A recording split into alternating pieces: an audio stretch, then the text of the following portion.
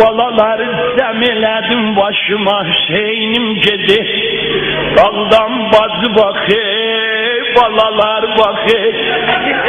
Bir de gördüm Rügeyye bile bizden ayrıldı kaçtı. Allah balam ara gedi. Allah balam ara gedi. Lağa sevim ara gedi iltiması dua. Ay senden bayramlık isteyenler.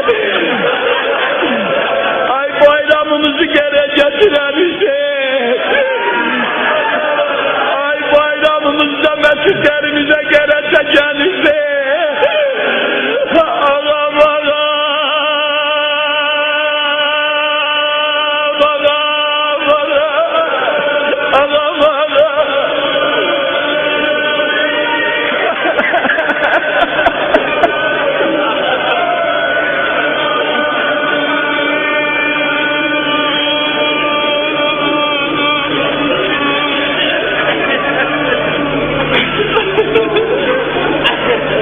Begol merhumun zevi şahın özü sermez.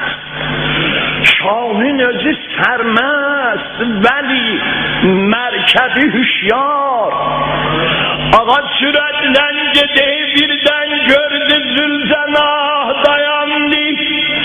Zülzenah bazım geldi dayanmadı.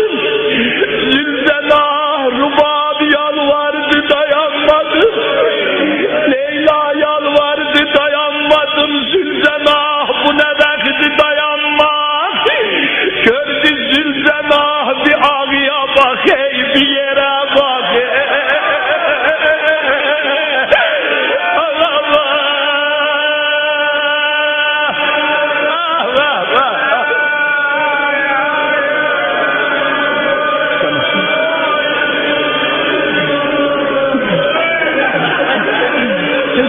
Dua. Ay bayram günlerinde balalarının nazını çeken dedeler. Allah hiç balanı dedesi dileme.